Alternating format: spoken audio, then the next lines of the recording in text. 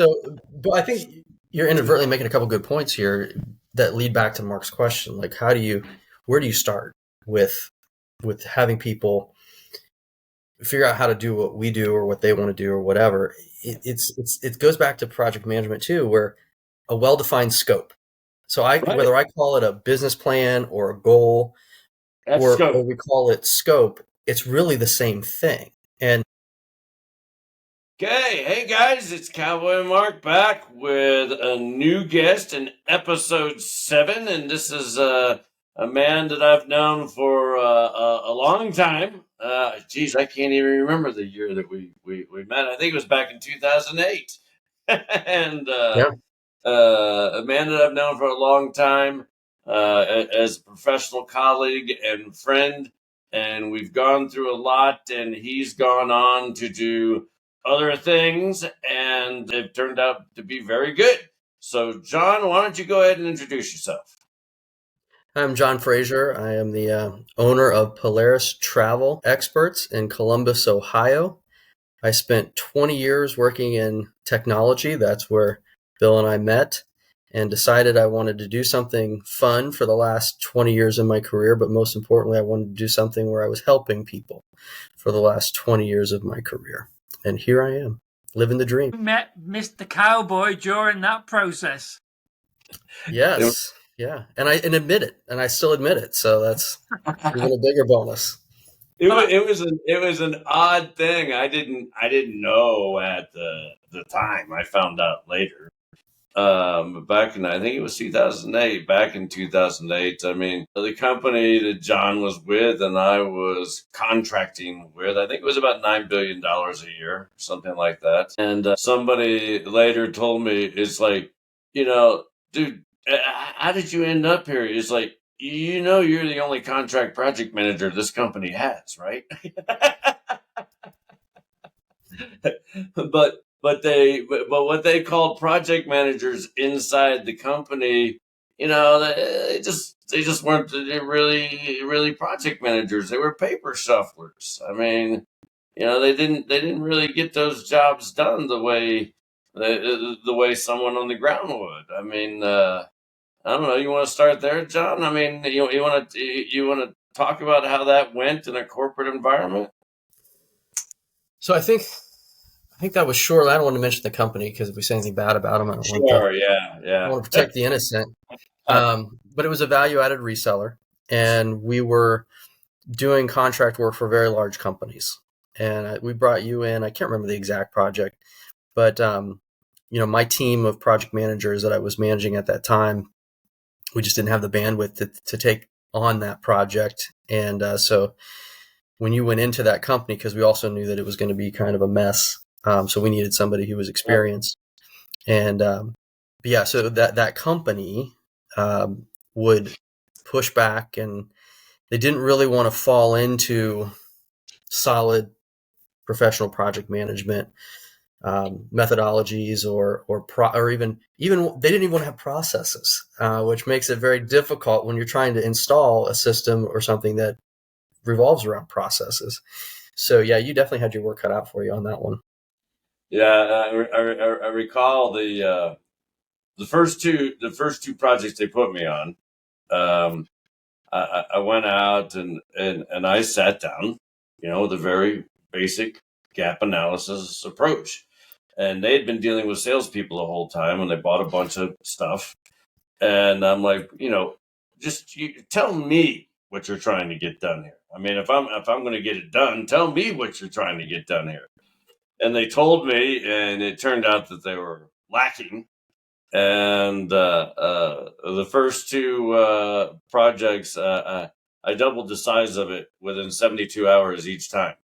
And the president of the company goes, "Who the hell is this guy? What the fuck? We worked on months for that thing, and he doubled the size of it in 72 hours." And so he flew down to come and meet me, and so I guess that was kind of a BizUnLearned thing for the corporation too. They brought in an outside contractor, and they're like, "What the hell happened here?" And But that's a good point, though, Bill, and that's the bit we've got to be careful of getting too braggadocious about projects we've been involved in, because from your point of view, John, that process with Bill at that time, because certainly mine's more of a coaching background where we saw coming in as external coaches got better results. So there's a business maxim or a business unlearned message somewhere in there. But you were in there at the time. What was Bill's presence in the business kind of causing the business to do, or what's the effect that it had? Because that's the bit that the people that listen into these sessions, that's what they want to get to. Yeah, at that time, I was really busy because when I was brought in to be kind of initially to be a liaison this is for the value added reseller, not for the customer that Bill was at. I was brought in to be a liaison between the sales and the engineering and services team. But then they found out I had a background in project management. They said, well, we want you to build out this PMO. Well, the PMO was not necessarily a standard traditional PMO. We did everything from approving statements of work that the pre-sales engineering team would put in to working with the sales and the hardware side, and then teaming that up with the service side to make sure we had a solid service statement of work that was actually going to be realistic for whatever project we were putting in.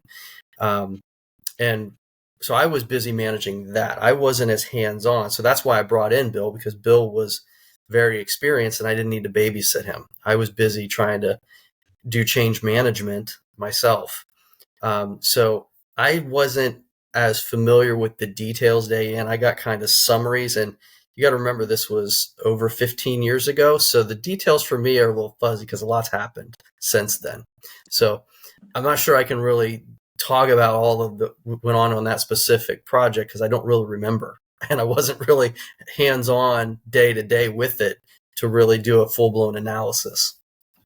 But the headline was you were aware of the need to bring in an external contractor and the power that brought, because in our example with the coaches, when God was a boy, a few years ago, was that our external coaches, whilst we were training people in-house coaching skills, the top brass came back and asked us to come back and review the program and kind of manage it, because us as externals would say and do things that internal people that were bound by bosses and politics, whereas we would tell it like it was. So they had the skills, but it wasn't just the skills that made the difference.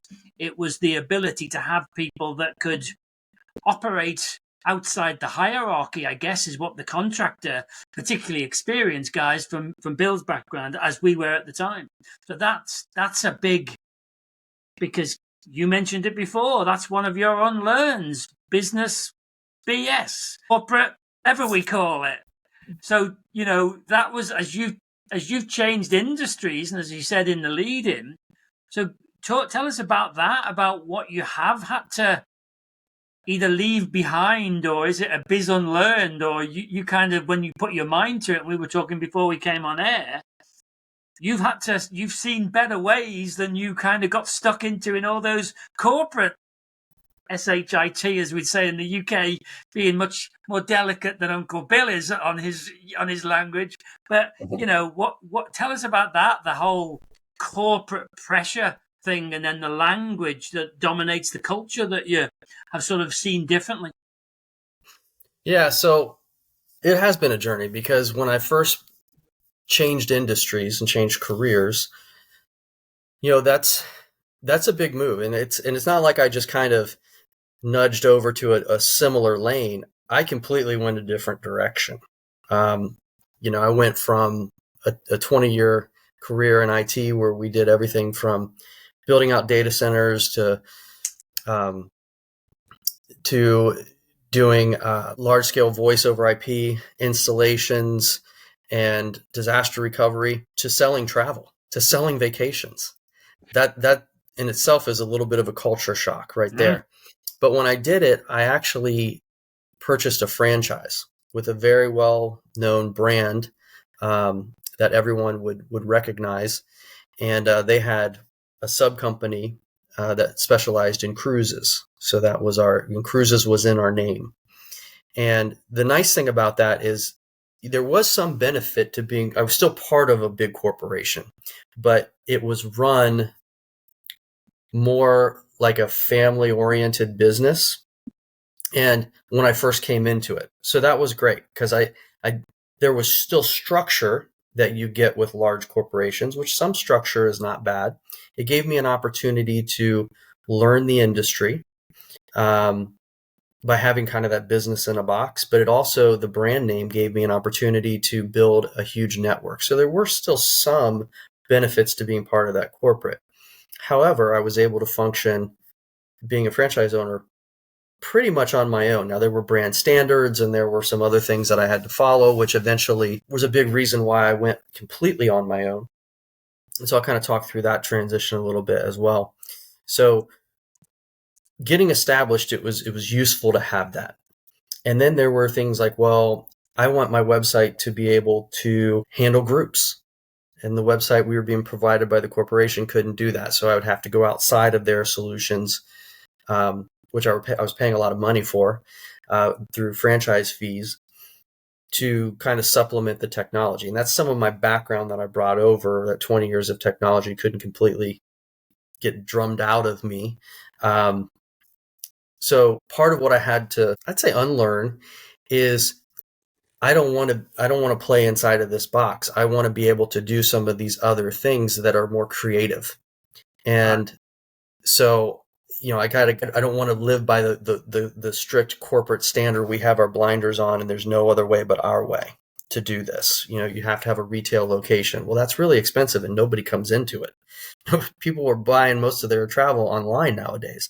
And even when they interact with us, this particular company considered themselves to be an IT company, yet they clinged to this antiquated store model. And there were some benefits to that, but there was no ROI on it. I could not, and I think I had one walk-in customer. I averaged 1.3 walk-ins over a 5-year span. And that doesn't pay the very high retail rent that I was there for. And, they kept pushing, you got to do flyers, you got to send flyers out to your customers. I could have bought a car with what they wanted me to spend in flyers every single year. And, after literally thousands of flyers being sent out, probably close to 20 to 30,000 flyers being sent out, I had one come back into the store. So I had to pivot very quickly to saying, okay, I'm not doing this the corporate way. I'm going to pivot to social media because that's where people are consuming information about what we're selling. So I did a lot with social media. I was one of the first ones in the company to start doing my own virtual meetings. If we would have like a cruise night with a supplier, we would also have that streaming on Facebook, or I eventually got into doing my own YouTube videos. I innovated with 360. So we actually, to this day, you can go out to our YouTube channel and you can follow along as we walk through a cruise ship or an all-inclusive, and you can actually spin the camera around with your mouse or your finger and see everything we can see. So, I was constantly trying to push the envelope and bring some of those technologies that I had been introduced to or picked up along the way into this company that was still using a back-end system that was developed 30 years ago. And it just wasn't kind of keeping up. It looked very antiquated. And that kind of went through the rest of their tech as well. And they've since upgraded some of it, but it was very limited. And so I had to constantly professionally challenge the status quo. And eventually I got tired of running into a brick wall, which happens a lot of times in big corporations. Big corporations can't turn on a dime. So that's where I wanted to leverage my technology skills. And I still had enough project management skills and technology skills where I could take the best of breed in different applications and create my own IT platform with third-party products that's just as good, if not better, than most of the ones that are out there in almost every way. So from CRM to trip management tools where, my customers, when they get a complicated trip with me that has transfers and multiple flights and segments and multiple hotels and different things, everything is right there on an app, right there on their phone. They have all of their confirmations, all of that. That wasn't available on the big corporate side because they're still stuck in, well, these are the systems we have. And there are limitations. You have thousands of people. It's tough to get one solution that works for everybody. So that's one of the advantages of being a smaller company, is I can be nimble and I can make those changes and customize to what fits best for us. That BizUnLearned pieces, we started to hear a lot of that in the 90s, where big, well-known brands were starting to look at much smaller units for the reasons that you're talking about, because they knew they'd become oil tankers, that they were big and they could do volume, but it took 2 miles to turn the thing around. So people were going, you know what, we got to get, and that is a bit where I might, you end up saying that word that we can't say in front of Bill, but lean, but the lean bit was a good starting point, because lean and mean, we know what that means in that sense. So you're talking on, there's another BizUnLearned I think you're talking about in there too, which is it was a big shift that you went through from one place to the other, if you think about it, but you kind of went for a stepping stone first through the franchise. But then you started to innovate and be the kind of the naughty boy and go beyond corporate, because they were still stuck in oil tanker mode. So you were, in the meantime, getting more and more creative, but you did use that. A lot of people can't make the leap in a flying leap, but they can do it if they break it down into steps. And that's definitely, I guess, back to the core of, some of Bill's skills, the whole project management piece that we want to democratize and make available to more people, is often breaking it down into small steps, because most people can take those steps, but they can't do the big flying leap. Right. And they often just see the end results there, right? I mean, what comes to mind for me is the late 80s, early 90s. The mom and pop clone computer shops they were doing good, man. They were kicking ass, and the majors were losing it. And so that forced the major corporations to change their game, and then eventually pretty much ran the mom and pop shops off. But I remember some of these mom and pop shops, they didn't have the key skills to know what was needed by the customer, what specifically was needed by the customer. They just built the biggest and baddest thing, and they're like, well, this has to be able to solve your problem because it's the biggest, baddest thing I can build. And it's like, no, it's not specific to my needs, and so that was always a big thing. They were able to build boxes, but they weren't able to do project management, laying cabling for the building, set up your servers, put in your racks, and all of this other stuff. They weren't able to do those things. They were just box builders. But during those 90s, with all of these box builders, there was a lot of people that were doing that, which got the attention of the majors. They're like, we're losing a lot of computer sales to these mom and pop shops, that are doing things faster than us. Well, and so what's been interesting for me is there's a lot of parallels between the travel industry and the IT industry in terms of dealing with change. So exactly what you're talking about, Bill. In the 90s, it was a big deal if you had email, until you got to the .com. And then very rapidly you saw, more applications becoming available to people. And then, you would have all these applications. They all require their own server. And then you had VMware come out, and VMware all of a sudden was a game changer, because now you don't need 5 servers for 5 applications. You can have one, and you can start storing them on there because of the way the technology. And then you started having hosting, and then you had, the smartphone come out, and now you do all this stuff with your mobility went through the roof. So now you no longer need big, T1 lines coming in and everything, because wireless made a big jump. And every time you had a new major piece of technology come in, the industry had to shift and change. Well, then you look at the travel industry. 30 years ago, in the early 90s, there was a travel agency on every corner. If you wanted to book a trip, you weren't doing it on the internet. We didn't have the internet unless you were in a college someplace, and there weren't places out there. I mean, you were lucky to get MapQuest and be able to print out your directions, right? I mean, that was a big leap for everybody. You no longer had to go to AAA and get your TripTix to get someplace.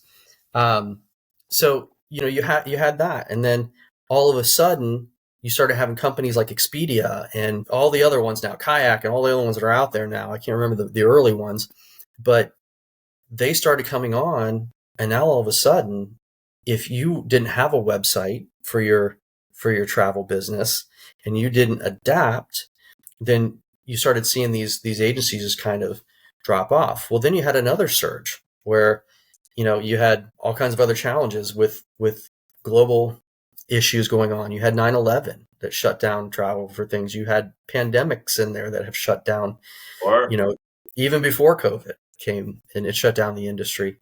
So it's the same lesson that you learn in travel or you learn in IT. And I think they're really, the lessons are really pronounced there, because if you don't adapt and change, you will not survive. And now we're looking at, what's AI going to do to our business? And so part of the skill set that I was able to bring over is, I got into technology a long time ago, back in the late 90s. So I lived through the .com, I lived through Y2K, I lived through the VMware, I lived through Amazon, getting their hosting up and running, the Internet of Things and all of those things. So when I see these changes come and these challenges come, to me, it's kind of like, okay, well, you just got to adapt. And how do you do that? And project management has been, there's certain things there's certain skill sets that translate to wherever you go. If you're a good salesperson, you can be a good salesperson selling just about anything. Because there's interpersonal skills that come along with that you develop to be a good salesperson that translate over into other industries. Being organized, being able to follow a process. A long time ago, PMI defined projects as a defined set of tasks that have a defined beginning and a defined end. Well, that's a trip. That's a vacation. And so absolutely. I'm still doing project management to this day every time I plan a vacation for somebody. So all of those skill sets that I learned in project management, or a lot of them at least, the fundamentals, being organized, having a process, following a process, they all translate over into this new industry that I've jumped in. It's not new to me now. I've been doing it for 7 years, but it definitely helped that transition. Mark, back to your point where there were steps involved. The skill sets that I had developed really helped make navigating those steps a lot easier. But that's almost as well as BizUnLearned, the project that Bill and I are working on integrated this kind of new role where we call it, democratize project management, or make it available to more companies, because it's so kind of got lost to big companies and qualifications and all these things that, of course, people like Bill teach. But our quest was, and you're describing it, what if we, or how can we, make those skills available to far more, particularly those smaller businesses? And you're describing how you use them. So tell us a bit about that. How would you make, you can't make your experience available, but if we're headlining it on some of the project management pillars and the thinking and the way that taught you, how do we make that available, or how will that help business owners? Because you've got it's Elon Musk line, isn't it, as he's very in at the moment on everything you look at. My mind is on fire with ideas. Execution is the key. He knows there's no shortage of ideas. There's no shortage of tools. There's no shortage of people, I guess. But the execution, which is where I originally approached Bill and said, look, I come from the sales and businessy end, but I'm a convert to unless we can turn these ideas, these rough diamonds, into proper diamonds, that's why we've got this huge failure rate. So how can we make some of those things you've described available to more people in business? That's a tough question, because all of the information and all of the tools are out there. And it comes down to, it's a number of things. You've got to be able to prioritize. And once you prioritize, then you have to be able to compartmentalize in a lot of areas. So, for like any entrepreneur, especially if we're talking about a small business, you wear a lot of different hats. You're the chef, cook, chief bottle washer, and all of these. And I won't say I'm in the same league as Elon Musk. I'm nowhere near it, but I can sympathize with his statement where I have all these ideas and I just, half of them fall off because I don't have time to get to it. So time management is one of those things that project managers have to figure out, right? Because it's one of the constraints of projects. Really? And so learning to manage those and most importantly, prioritize. And so I think for me, I have to sit down at least once a year and write out a business plan. And you might call it a strategic plan or whatever, but it ultimately boils down to a business plan. What are my goals for the next year? What do I want to accomplish? And then that's first. And then after that's established, then it's, okay, what activities am I going to do to reach those goals? So you should work on your marketing plan. You work on your recruiting plan. You work on, am I going to have the money to do any of this? And travel advisors don't make a lot of money. So how am I going to get that? And then, that's going to impact it. And it's like planning a project, right? You have time, money, skills, and you've got to figure out how to accomplish that and put the puzzle together so that way you can be successful. But to your question, how do you package that? If I had the answer to that, I would be I wouldn't worry about the money I'm making. I would be retired. But that's what we're working on. That's what we think the size of the opportunity is, John. Yeah. So, I mean, I was recently sitting down here, John. You know that there's travel issues with where I'm located at the moment, and my girlfriend's got Airbnbs. Not a good deal, right? Okay, so she's trying to get out of those, but she's also a lawyer, and I'm like, no, you need to. And so I said, you need to think differently. So I said, one of the first things I did is I sat down and I went through a 7-phase life cycle with her, and I'm like, you're here at phase 0, the concept phase.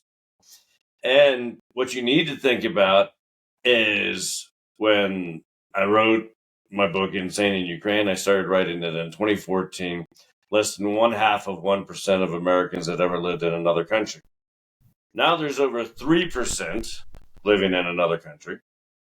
And it's growing. It's growing. They're leaving.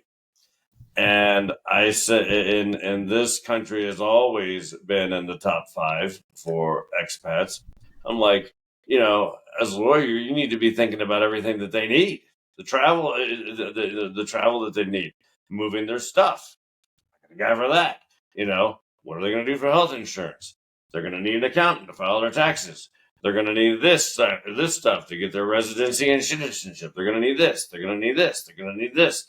And I'm like, you need to sit down and start scoping that out and putting the data together. And she's like, you do all that? And it's like, yeah, that's, I'm like, that keeps us from being in the shit situation that you're in right now. Okay? But her mind was that, it's going to come back. And I'm like, don't bet on it. And even if it did, what do you get? $14 a night per person. And then you got to share commissions with the website that books the thing and everything else. It's like, forget that. But another point that you made was about change. And I have a friend I've known for over 20 years. He's done finance for financial services for my projects, and came down here in 2018 and saw the difference in the cost of living and the waterfalls and the mountains and everything else. He's like, okay, that's it. I'm going to go back, sell all my shit. I'm coming down here in 6 months. He's about 4 years older than me. He's like, I'm down here in 6 months. He does finance. He can work online easily. But when I told him, I'm like, you're a finance geek, man. Work online. You don't spend all the damn time in traffic and everything. Work online. He goes, I stay home and work online. I'm probably just going to drink beer and watch movies. All right. But when COVID happened, he was forced to work online. And so he was one of many who called me up and goes, okay, show me how to use these Microsoft Teams shit. Show me how to use the Zoom stuff. I got to learn how to use this shit now because they forced him to do it. And so he was not the kind of person that wanted to do it. It was not a change that he wanted to make. He didn't think he could make it. And he was forced to do it. And then once he realized he could, then he was like, oh, okay. Well, that's not so bad. And he had come down here and saw what other countries could offer. And so last week, or this week, this week actually, he moved to Mexico after 6 years. After he finally came down here, 6 years later, he finally moved. Okay. And he's like, and I'm making American money. And I'm like, I told you that 6 years ago. So, but I think you're inadvertently making a couple good points here that lead back to Mark's question. Like, where do you start with having people figure out how to do what we do or what they want to do or whatever? It goes back to project management too, where a well-defined scope. So whether I call it a business plan or a goal, or we call it scope, it's really the same thing. And if anyone out there is watching who's in project management, if you have a crappy scope that's not well defined, your project's not going to go very well. So if your goal or your scope of work is to live in another country, then Bill, you kind of started running through all those things. And by the way, we're going to have to circle back around to you have a girlfriend who is a lawyer and a successful, owns VRBOs. We'll take that offline because I think, I'm questioning that. But yeah, she immediately said, if you're going to come down here, you got to have an accountant, you got to have a place to live, you got to understand visas, you got to understand all of these different things. Well, that's the process I just described that I go through every year. I define my goals or my scope, and then I start figuring out, okay, well, how do we get there? And you may not always know the answer, or maybe sometimes your scope of work or your goals are defined for you, where we can't go to the office anymore. We have to learn to work remotely, and that leads to something else. So kind of back to Mark, your point about stepping stones and whatnot. Sometimes those happen intentionally. Sometimes they're just happy accidents that come along the way and are byproducts of our situation and us adapting to whatever is thrown at us as far as challenges, hurdles, or necessity. Yeah, absolutely. I mean, that was huge. These forced changes, changed people's lives. Once they realized that they were capable of other things, it was huge. And I remember when society realized it was possible and okay to do, that probably has a lot to do with the number jumping from 1% to 3%, because absolutely, employers weren't willing to let you work remotely before COVID, and now they're kind of like, well, we had to do it, and it wasn't as bad as we thought it was. So more opportunities are opening up for people to be those digital nomads, is what we call them in our industry, where they can make that happen. I was recalling a George Washington University study because I did a lot of training there, and we were in this change management class. Okay, and they started with personal change, and change is hard for many people. And I was having beers with the teacher that night, and he goes, "Watch, somebody's not showing up tomorrow." And I'm like, "Well, what the fuck are you talking about?" He goes, "Happens every time. First day, we go through personal change. It was the whole class was about guiding organizational change." He said, "First day we go through personal change, somebody doesn't come back." And sure shit, man. I mean, it was a person who did not come back. And as he went through this class, he showed all the process that you go through for change management. Personal change, right? A process of change. The change process is the same for an organization, whether it's, especially when it's forced upon you. Okay. And the study had taken into consideration divorce, death of a spouse, serious shit, right? And they had calculated that the average person took about 16 to 24 months to go through this change process. But professional project managers with at least 10 years of experience went through it in 12 to 18 weeks. Boom, done. Okay. Just because we've been trained, all right, well, fuck it. I guess we're going to have to make a change, You just went through it that much faster. Okay? Just that much faster. And that speed can make a hell of a difference. For example, I got down here in 2015, permanent residency in 90 days. And people who were slower to get here now have to go through 2 years of temporary. Then they can get their permanent. And the laws have changed and this, that, and the other thing. People who wait even longer in case America has problems or something, are going to be calling asking for help. And I'm going to be going, "You should have left 10 years ago when I told you to." So those are things to be able to see what's happening, and then be able to adapt to the change and just make it happen. Those are huge. So you touched on it right there, that it's a massive skill to be able to change, not just business direction, but as a personal human being too. Because you get cultural changes and everything else in the example that I'm using right now.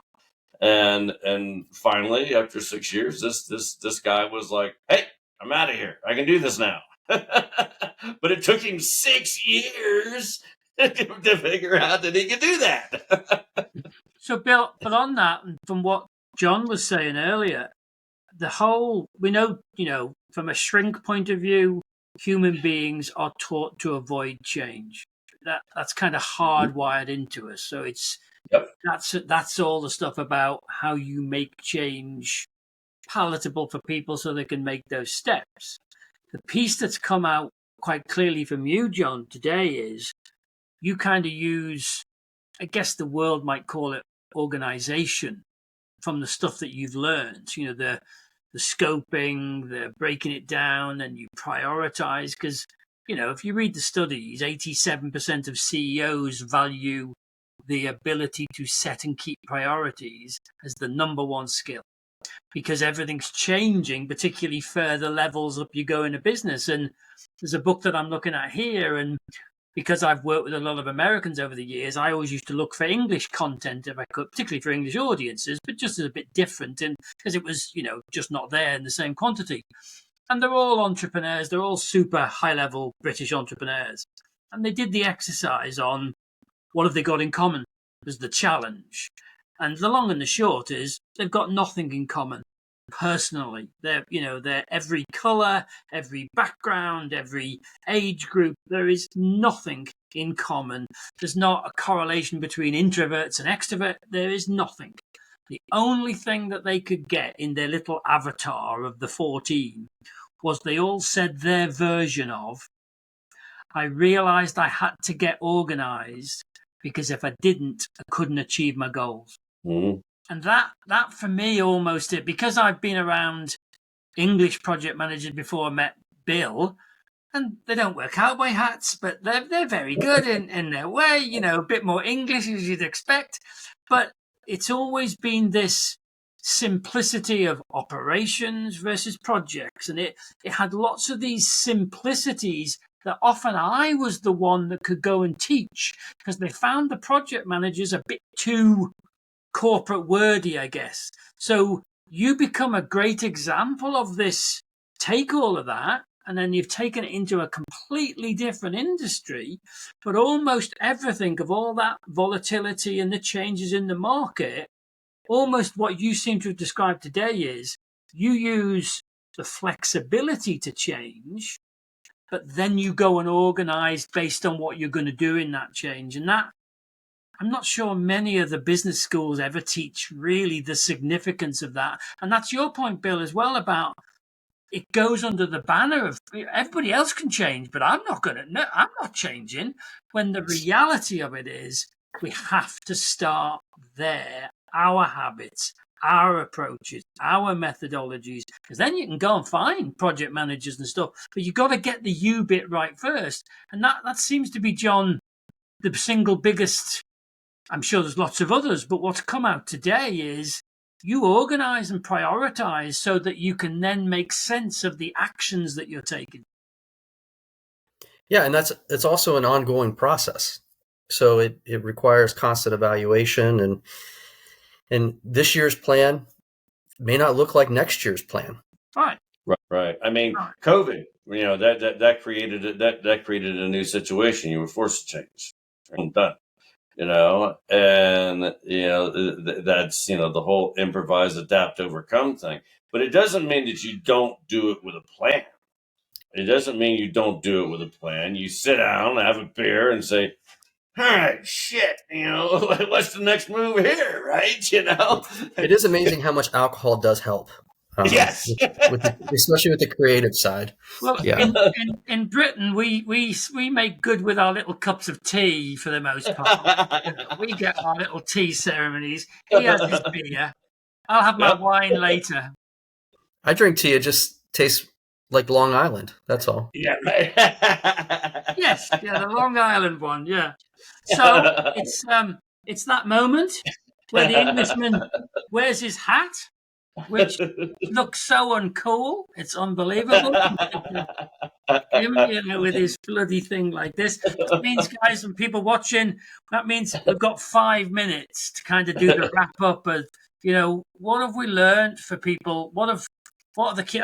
As usual, I've got a page of notes here, and for me, John, this organization piece, but it's something about, and the joke is, plan like crazy, but then no plan survives, interaction with the enemy or the marketplace. So that's first contact. You just said it, didn't you? Yeah. Next year's plan could be very different to this year's. So what's the takeaways for people in terms of their whole BizUnLearned road from what we've talked about today? Well, I guess based on our conversation, one, you have to have a plan. And a good plan today beats a perfect plan tomorrow. Sure. But don't be too emotionally attached to the plans, because, I like the way Mike Tyson used to say it. Everyone's got a plan until they get punched in the mouth. Hit the nose, yeah. Yeah.